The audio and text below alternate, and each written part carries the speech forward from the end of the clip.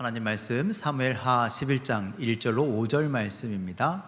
자, 함께 한 목소리로 1절로 5절까지의 말씀을 읽도록 하겠습니다. 시작. 그 해가 돌아와 왕들이 출전할 때가 되매 다윗이 요압과 그에게 있는 그의 부하들과 온 이스라엘 군대를 보내니 그들이 암몬 자손을 멸하고 라빠를 에워쌌고 다윗은 예루살렘에 그대로 있더라. 저녁 때 다윗이 그의 침상에서 일어나 왕궁 옥상에서 거닐다가 그곳에서 보니 한 여인이 목욕을 하는데 심히 아름다워 보이는지라.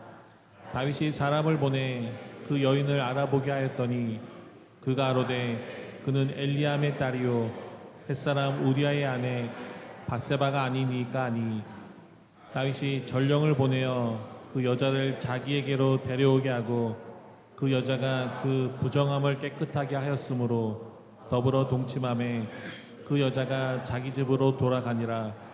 그 여인이 임신함에 사람을 보내 다윗에게 말하여 이르되 내가 임신하였나이다 하니라. 아멘. 할렐루야. 옆 사람과 인사하실까요? 잘 오셨습니다. 반갑습니다. 네, 오늘 예배 나오신 여러분, 하나님의 은혜가 함께하길 간절히 소망합니다. 하나님의 음성이 들려지게 되기를 간절히 축원합니다. 또 가슴에 손을 얹고 이렇게 선포합시다. 하나님 나를 사랑하십니다. 하나님 나에게 은혜를 주십니다. 하나님 나를 축복하십니다. 네, 그저 왔다가 그저 돌아가지 마십시오. 마당만 밟고 돌아가지 마십시오. 하나님의 그 은혜를 사모하는 모든 것들을 받고 누리고 돌아가는 시간 되길 간절히 소망합니다. 또 아픈 곳이 있다면 손을 얹어놓고 선포합시다. 하나님 나를 치료하십니다. 하나님 나를 회복시키십니다. 하나님 나를 긍휼히 여기십니다. 하나님 나와 동행하십니다. 예, 여러분들 잠깐 가운데 날마다 이런 하나님의 역사가 경험되기를 주님의 이름으로 간절히 축복합니다. 여러분들 그런 광고 들어보셨습니까? 순간의 선택이 평생을 좌우합니다. 아시는 분들도 계시네요.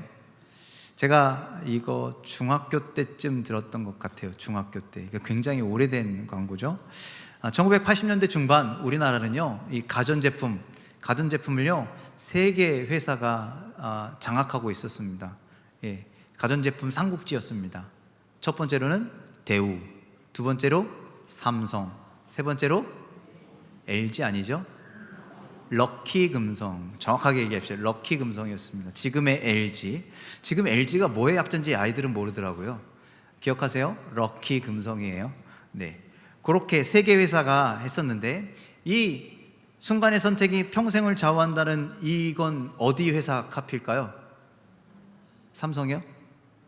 럭키금성이었습니다. 럭키금성이 이 카피를 가지고 당신 지금 이 세 회사 중에 뭐를 선택하느냐에 따라서 달라질 거야 라고 그렇게 얘기하면서 자신들의 기술력을 뽐내기도 하고 제품들을 이렇게 홍보했죠. 예, 근데 이 순간의 선택이 평생을 좌우한다라는 이 말은 그 전자제품에만 해당되는 것이 아니라 우리 인생에도 적용되는 아주 중요한 말입니다. 그렇죠?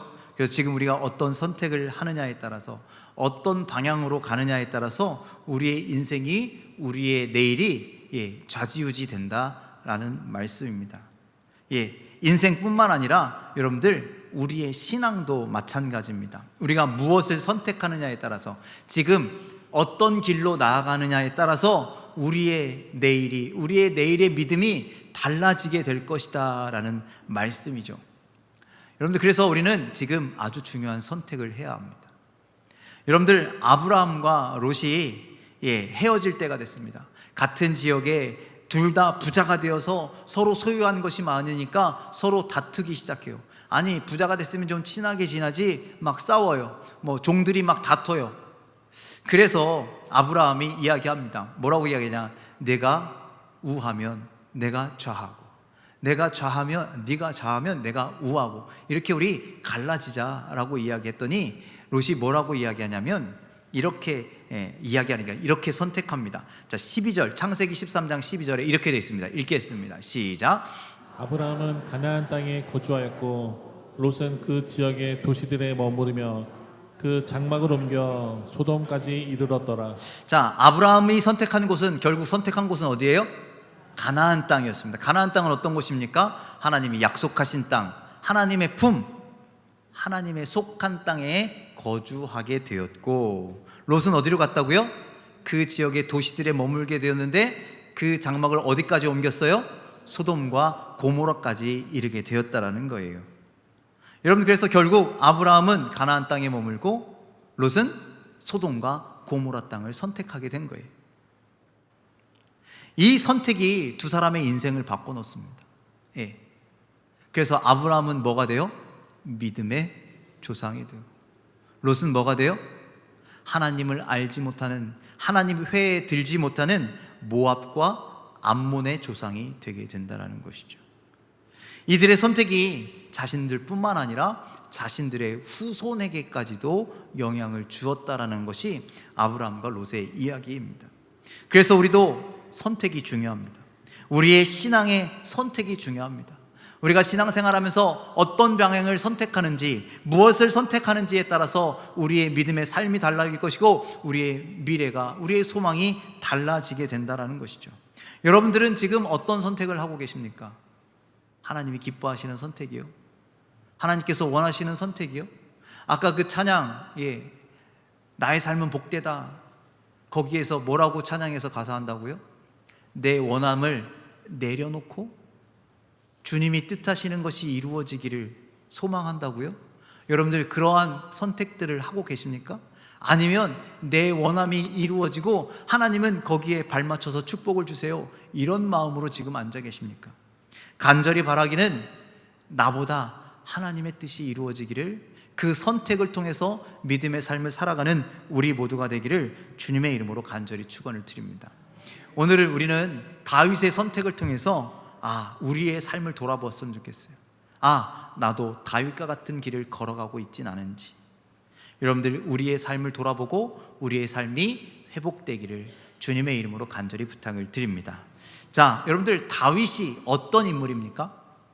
다윗 하면 딱 떠오르는 게 뭐냐면 하나님 마음에 합한 사람입니다. 하나님이 기뻐하시는 자입니다.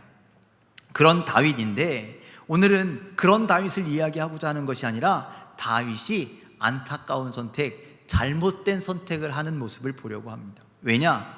우리도 다윗처럼 좋은 믿음으로 살아가다가 때로는 이렇게 실수하고 넘어지고 잘못된 길을 갈 수도 있기 때문이죠. 그래서 이 반면교사 삼아서 우리도 하나님의 뜻대로 살아가기를, 하나님이 원하시는 대로 살아가기를 간절히 소망합니다. 성경에서 다윗은요, 사무엘상 16장부터 등장합니다. 여러분들 다윗의 등장 잘 알고 계시죠? 다윗은 힘든 일도 있었지만 그가 하나님을 의지하고 하나님을 찬양하고 하나님께 기도하고 그래서 결국 모든 어려움을 이기고 이스라엘의 왕이 되죠. 사무엘 하 2장에서 그가 이제 이스라엘의 왕이 되고 왕으로서 나라를 다스려 가는데 정말 하나님께서 축복하셔서 나라가 막 강해지고 나라가 막 번성하고 강한 힘으로 영토를 넓혀가게 하시고 하나님께서요 이방 민족들이 그의 앞에 와서 엎드리게 만드셨어요. 이 모든 것이 누구의 덕분이에요? 하나님 덕분이죠. 하나님의 은혜죠. 이 사실을 다윗도 잘 알고 있었습니다. 그래서 다윗은요 하나님께 기도하기를 멈추지 않았어요. 하나님을 찬송하기를 멈추지 않았어요. 하나님을 예배하기를 멈추지 않았어요. 하나님의 뜻대로 하나님의 나라와 하나님의 의를 구하는 삶을 살아갔습니다. 그런데 갑자기 오늘 우리가 읽었던 사무엘하 11장에 들어들면서 다윗이 달라지기 시작합니다. 바뀌기 시작합니다. 자, 우리 1절 말씀을 좀 읽겠습니다. 1절 말씀 읽겠습니다. 시작. 그 해가 돌아와 왕들이 출전할 때가 되매 다윗이 요압과 그에게 있는 그의 부하들과 온 이스라엘 군대를 보내니 그들이 암몬 자손을 멸하고 랍바를 에워쌌고 다윗은 예루살렘에 그대로 있더라. 자, 그 해가 돌아와 라고 시작하고 있습니다. 그 해가 돌아왔다라는 것은요 때가 되었다라는 거예요. 여러분들 그 고대 시대는요 아무 때나 그냥 자존심 상한다고 막 전쟁하는 것이 아니라요 그 전쟁할 때를 준비해서 그때의 전쟁을 하거든요. 왜냐? 먹을 것이 풍족하지 않기 때문에 어떤 전쟁할 수 있는 때가 따로 있었다라고 해요. 그 때가 돌아온 겁니다. 그런데 이 전쟁이 얼마나 중요한지 여러분들 뭐라 그래요? 왕들이 출전할 때가 되매. 즉 여러분들 이 전쟁에서 누가 앞서 나간다고요? 왕들이 앞서 나가야 할 아주 중요한 전쟁이라는 거예요. 그런데 정작 다윗은요 누구래요? 요압과 그의 부하들만을 전쟁터에 내보내고, 그리고 다윗은 어디에 남아 있었습니까? 예루살렘에 그대로 있었다라고 이야기합니다. 자, 다윗이 왜 예루살렘에 남아 있었을까요? 하나님께 기도했더니 너는 가지 마, 그냥 요압만 보내, 이렇게 말씀하셨겠습니까? 그렇지 않고 다윗은 하나님께 묻지 않고 기도하지 않고 스스로 그렇게 결정해 버리는 거예요. 어쩌면 이만큼 나라가 강해졌는데 왕인 내가 나서지 않아도 저 요압 정도는, 아니 저 암몬 정도는 그냥 무찌를 수 있겠지, 이런 마음을 가졌을지도 몰라요. 그런데 다윗인 왕이 출전해야 될 그런 전쟁인데도 불구하고 다윗은 남았다라고 이야기하는 거예요. 즉 자신이 해야 할 일을 하지 않고 남아 있었을 때 그 남은 그곳에서, 예루살렘에서 도저히 이해하지 못할 사건이 일어난다는 거예요. 자, 2절 말씀도 이어서 읽겠습니다. 2절입니다. 시작. 저녁 때 다윗이 그의 침상에서 일어나 왕궁 옥상에서 거닐다가 그곳에서 보니 한 여인이 목욕을 하는데 심히 아름다워 보이는지라. 자, 다윗이요, 부하들을 전쟁에 내보낸 다윗이요, 그런데 자다가 언제 일어났대요? 언제 일어났대요? 저녁 때에 일어났대라는 거예요. 저녁 때에. 즉 왕이 하루 종일 뭐 했다는 거예요? 침소에서 뒹굴뒹굴 잠자고 쉬고 놀았다라는 거예요. 부하들은 어디 있는데? 전쟁터에 나가 있는데. 그렇게 저녁 무렵에 다윗이 일어났습니다. 어떤 사람은 그렇게 얘기합니다. 야, 왕이 얼마나 피곤하면, 얼마나 고됐으면, 지금까지 얼마나 수고한 게 많은데 늦잠 좀 잘 수 있지, 좀 그렇게 쉴 수도 있지 라고 할지 모르겠지만 100번 양보해서 그들이 전쟁을 치르고 나라를 부흥시키고 다윗이 그래서 그 일들을 감당하기 위해서 피곤해서 그럴 수도 있겠지만, 그런데 늦잠을 자고 일어났으면 어떻게 해야 돼요? 늦잠을 자고 일어났으면 무엇부터 해야 돼요? 지금 전쟁 중이잖아요. 그러면 빨리 나가가지고 뭐 해야 돼요? 지금 전쟁 상황이 어떤지 보고를 받아야죠. 그렇죠? 그리고 그 전쟁에서 내가 도와줄 것은 뭔가 이렇게 좀 살펴야죠. 또 나란 일도 살펴야죠. 이것이 왕이 해야 할 정상적인 임무가 아닐까요? 그런데 다윗이 전쟁터로 보내고 자기는 남아놓고 저녁 늦게 일어나 어디로 갔다고요? 집무실이 아닌 옥상으로 올라갔다라는 거예요. 여러분들, 옥상이라는 개념을 우리가 좀 잘 알아야 합니다. 여러분들, 그냥 1층에 사는 것이 아니라 2층으로 올라갔다, 옥상으로 올라갔다, 아니면 산 꼭대기에 올라갔다라는 개념은요, 하나님과 더 가까워지기 위해서 올라가는 거예요. 그래서요, 이스라엘 사람들은요, 항상 기도를 어디에서 하느냐? 2층에, 즉 하나님과 가까운 곳에서 기도합니다. 그래서 산으로 올라가셨다, 아니면 옥상에 2층에 올라갔다, 이건 하나님과 더 가까운 곳에서 기도하고자 하는 열망을 담고 있는 거예요. 여러분들, 우리 다니엘이 왕의 조서에 도장이 찍힌지도 알면서 집에 어디 가서 2층에 가서 창문을 활짝 열고 기도하잖아요. 즉 하나님께 더욱더 가까이 나가서 하나님, 이 기도를 좀 들어주세요 라고 기도했다라는 의미가 담겨 있는 거예요. 다윗도 지금 저녁에 일어나서 옥상으로 올라갔다는 건 그 옥상이 어떤 자리여야 하느냐? 하나님께 기도해야 하는 자리라는 거예요. 그런데 그가 거기서 뭐예요? 기도하지 아니하고 옥상을 서성입니다. 물론 늦잠 자고 일어났으니 좀 바람 좀 쐴까? 마음을 좀 리프레시 할까? 뭐 이런 마음으로 올라갈 수도 있어요. 지금보다 그때는 깜깜하니까 하늘의 별이 총총하게 떠 있을지 않겠습니까? 여러분들, 이스라엘 가면요 하늘의 별이 쏟아져요. 진짜 한번 나중에 가보십시오. 광야에 가면요 별이 쏟아져요. 그런 것 좀 보고 싶어서 올라간 것 아니겠습니까? 그런데 그런 선한 의도일 수도 있지만 그렇게 늦잠 자다가, 전쟁 중에 늦잠 자다가 옥상을 거닐 때, 옥상을 왔다 갔다 할 때 결국에 어떤 일이 일어나냐? 그가 하지 말아야 할, 그가 보지 말아야 할 그런 것들을 행하게 된다라는 거예요. 성경에 뭐라고 합니까? 한 여인이 목욕하는데 심히 아름다워 보인지라. 여인이 목욕하는 것을 보게 됐습니다.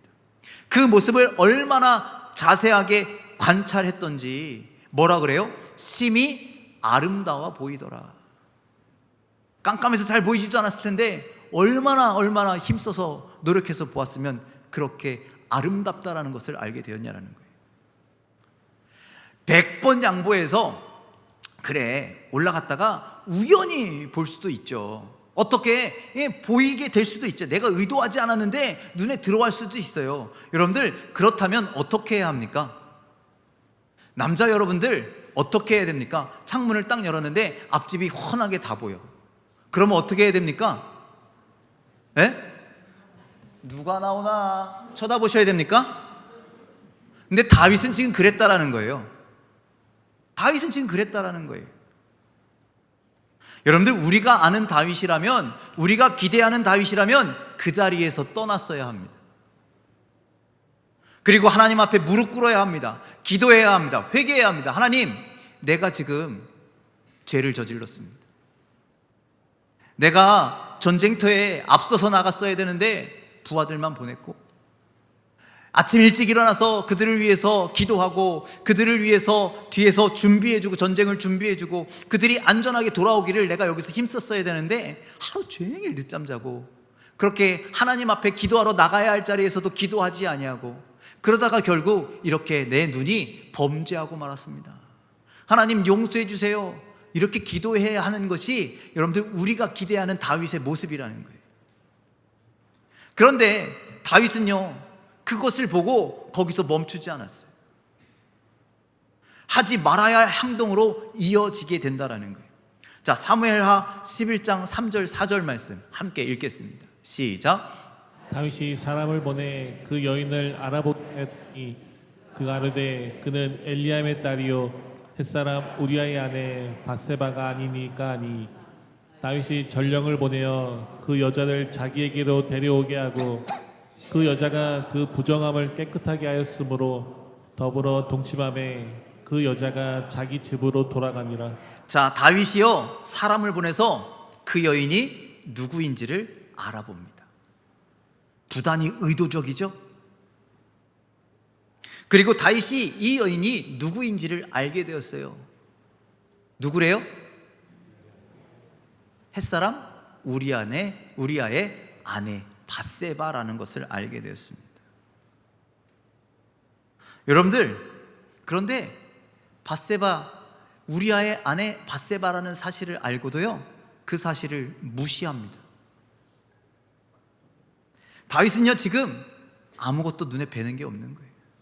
아무것도 귀에 들리는 게 없는 거예요. 그저 내 눈에 들어온 아름다운 여인만 보일 뿐입니다. 그래서 다윗이요 전령을 보내서 그 여인을 자신에게로 데려오게 합니다. 누구인지도 알면서, 우리아의 아내인지도 알면서 데려오라고 하는 거예요. 이렇게 한 이유가 뭐예요? 데려오게 한 이유가 뭐예요? 아름다운 여인과 커피 한 잔 마시기 위해서입니까? 아니죠. 동침하기 위해서. 주변에 다른 신하들이, 그 근처에 있었던 사람들이 다윗의 의도를 알까요? 모를까요? 알았을 거예요. 모를 리가 없습니다. 그런 의도로 그 밤에 그 여인을 자신의 침소로 불렀다라는 거예요. 그때 진짜 충성스러운 신하라면 다윗에게 뭐라고 얘기해야 할까요? 말려야 하지 않겠습니까? 왕이시여, 이 여인은 당신의 충성스러운 부인의 아내입니다. 충성스러운 종의 아내입니다. 우리아의 아내입니다. 그러시면 안 됩니다 라고 말해야 하지 않겠습니까? 말했을까요? 안 했을까요? 안 했을 것 같죠? 저는 했다라고 봅니다. 했을 거라고 그렇게 생각하고 싶습니다. 그런데 그럼에도 불구하고요 다윗은 듣지 않는 거예요. 얼마나 귀를 막고 얼마나 세게 얘기했으면 신하들이요 그 여인을 데려오고 그 여인과 동침하도록 했다라는 거죠. 지금 다윗에게는요 브레이크가 없습니다. 그냥 자신이 원하는 대로, 자신이 바라는 대로 그 일을 밀어붙인다라는 거예요. 여러분들 솔직히 과거의 왕은 부인이 여러 명이에요, 한 명이에요? 지금 다윗도요 아내가 무려 3명이에요. 지금도 3명이에요. 그러니 한 명 더 한다고 뭐 달라지는 일은 없을 거예요. 그래서 과거의 왕들은 그렇게 살았으니 이렇게 할 수도 있지, 어떤 사람들은 그렇게 얘기할지 모르겠지만, 여러분들 그 왕이 하나님을 모르는 왕이라면, 그 왕이 정말 악한 왕이라면 그럴 수도 있지만, 우리가 기대하는 다윗 아닙니까? 우리가 닮아가고 싶은 다윗 아닙니까? 그에게는 하나님을 향한 확고한 믿음이 있었고, 그는 하나님과 함께하는 왕이었고, 자기가 왕이 되고 여기까지 온 모든 것이 하나님의 은혜임을 잘 알고 있던 왕 아닙니까? 그런 왕이기 때문에 그런 왕은, 그런 다윗은 이런 일을 버려서는 안 된다라는 거예요.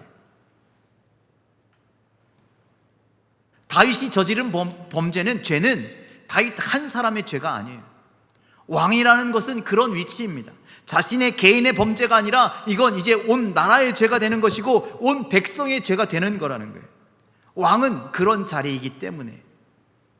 자, 우리는 이 사무엘 하 11장에 있는 내용을 잘 알고 있습니다. 이후에 어떻게 일이 진행되는지 알고 있죠. 이 여인이 임신하게 되고 그 임신한 사실을 다윗이 알게 되었더니 이제 다윗이 전쟁터에 있는 우리아를 데리고 옵니다. 우리아와 이 밧세바가 동침해서 지금 뱃속에 있는 아이가 내 아이가 아니라 우리아의 아내가 아이가 되도록 그렇게 일을 조작하는데, 우리아가 와서 집에 들어가요, 안 들어가요? 안 들어가잖아요. 내 부하들이 지금 전쟁터에서 피 흘리고 땀 흘리고 싸우고 있는데 내가 어찌 아내에게 들어갈 수 있습니까? 안 들어가고 그 왕궁 마당에서 하루를 지내잖아요. 그래서 다윗이 어떻게 해요? 편지를 써주죠. 요압 군대 장관에게, 거기 전쟁터의 가장 높은 사령관에게 편지를 써줍니다. 뭐라고? 이 우리아가 오거든 전쟁 가장 깊은 곳에 보내라.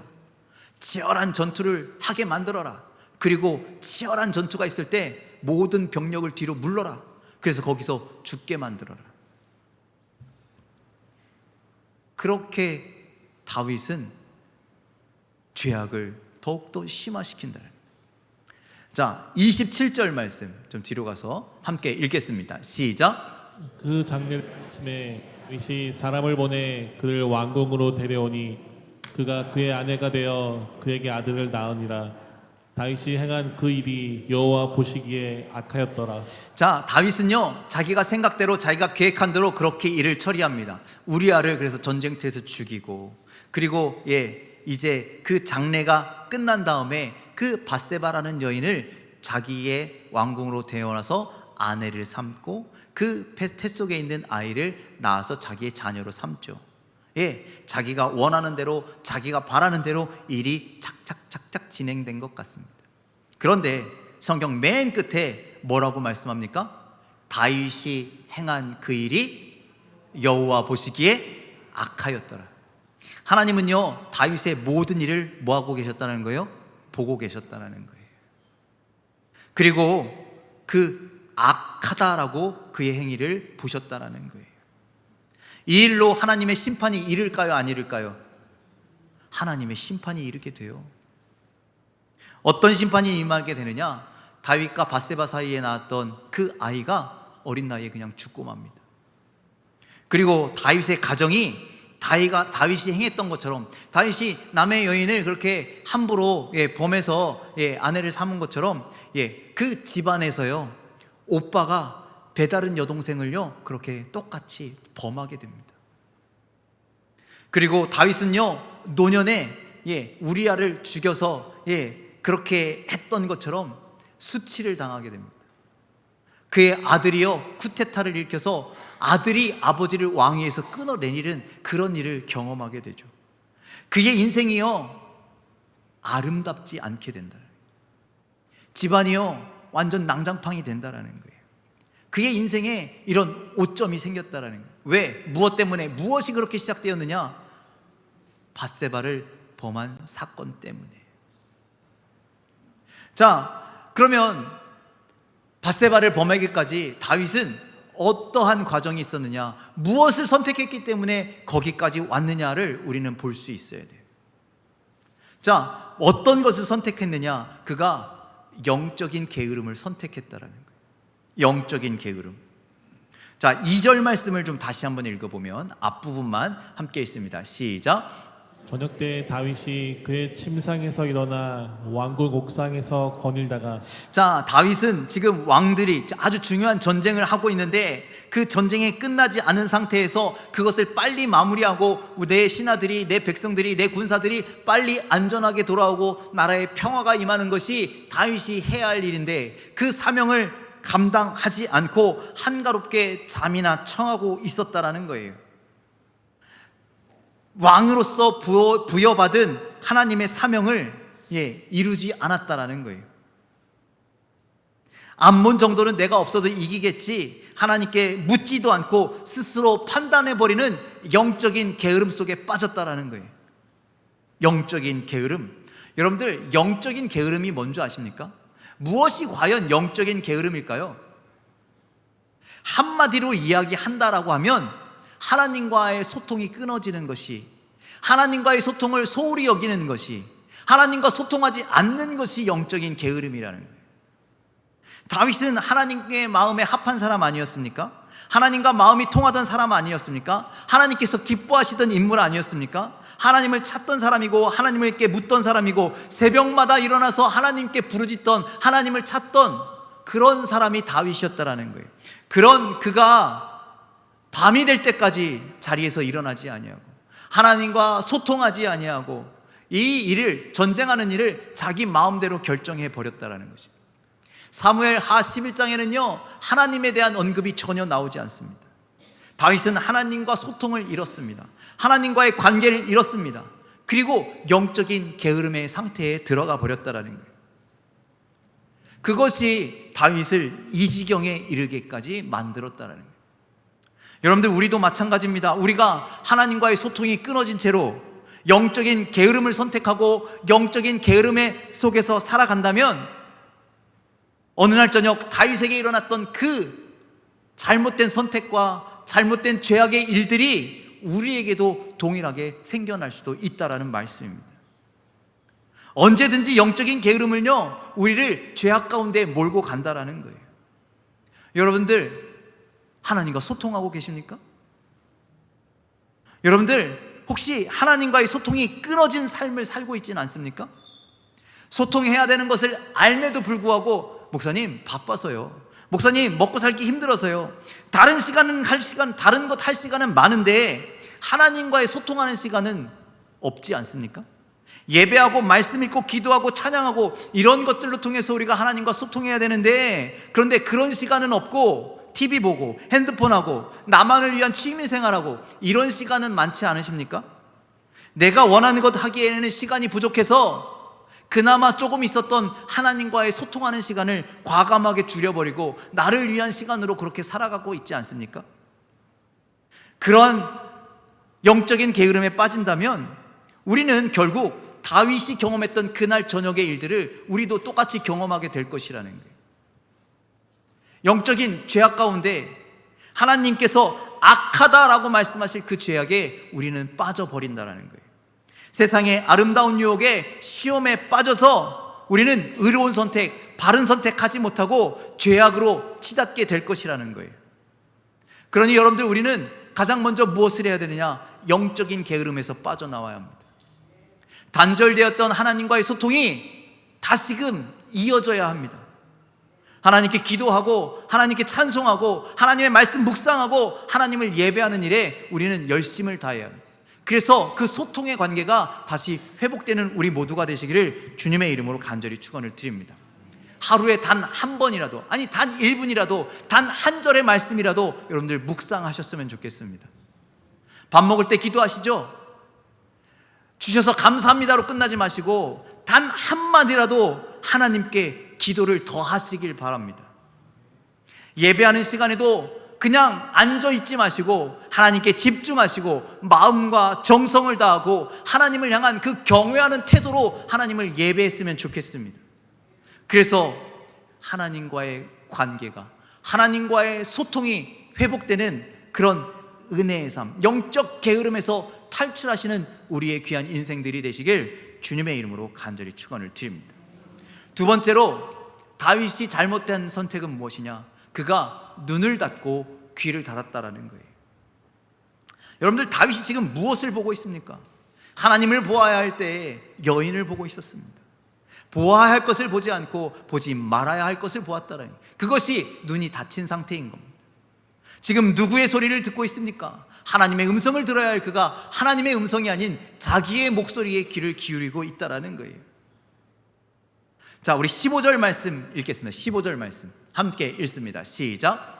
그 편에 서서 이르기를 너희가 우리아를 맹렬한 싸움에 앞세워 두고 너희는 뒤로 물러가서 그로 맞아 죽게 하라 하였더라. 자, 우리아가 왕의 말을 듣지 않으니까, 아내에게 첨소로 들어가 동침하지 않으니까 우리아에게 편지를 써서 전쟁터로 보냅니다. 군대 장관 요압에게 편지를 써서 보내는 내용이 이 내용이라는 거예요. 너희가 우리아를 맹렬한 싸움 가장 앞에 두고 너희는 뒤로 물러가서 그를 죽게 하라라는 편지.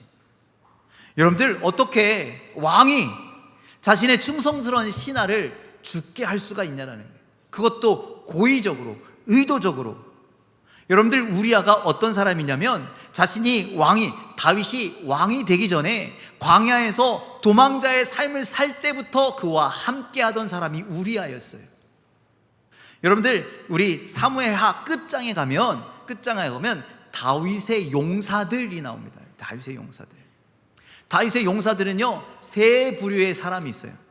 가장 측근의 용사 3명, 그리고 그보다 약간 곁에 있지만 그래도 충성스러운 신하 3명, 그 6명이 핵심적인 다윗의 용사였고, 그 외에 정말 다윗과 함께하면서 정말 동고동락하면서 전쟁터를 누볐던 31명의 용사가 있어요. 총 37이라는데 제가 세어보니까 36명인데 맨날 7명이라고 성경 나와서 저도 헷갈리는데, 학자들은 뭐라 그러냐면 한 분은 하나님이야 라고도 얘기하시네. 하여튼간 그렇게 다윗과 함께한 용사들이 있어요. 37명.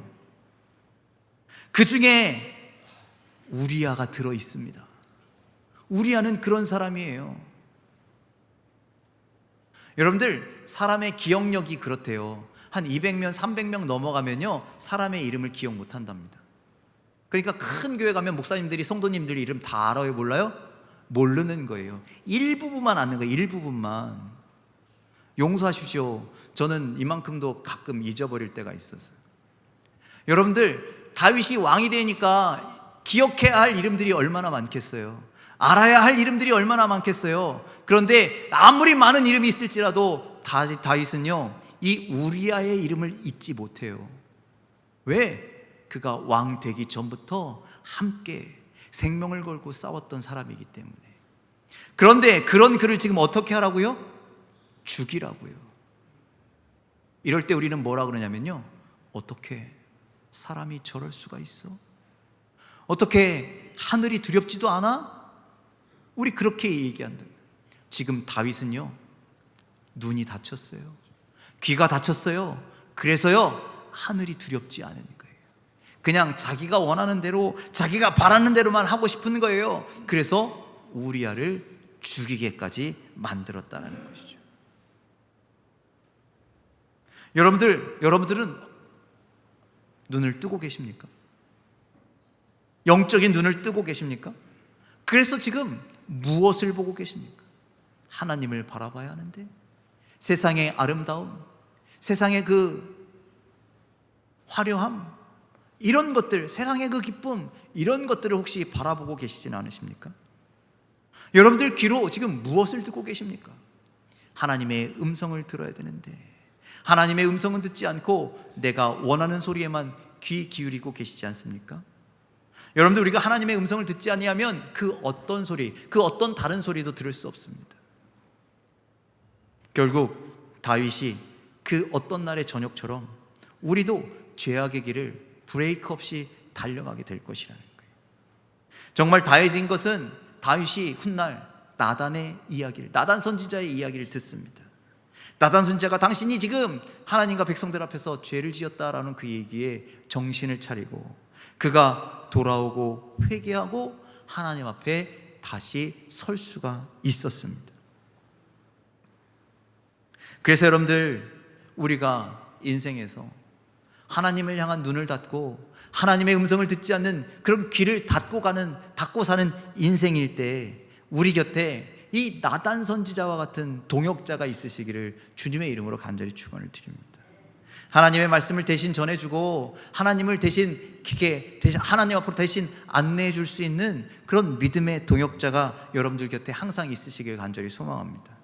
그래서 다시금 하나님을 볼 수 있고 다시금 하나님의 음성을 들을 수 있는 그런 믿음의 동역자가 여러분 곁에 있길 간절히 소망합니다.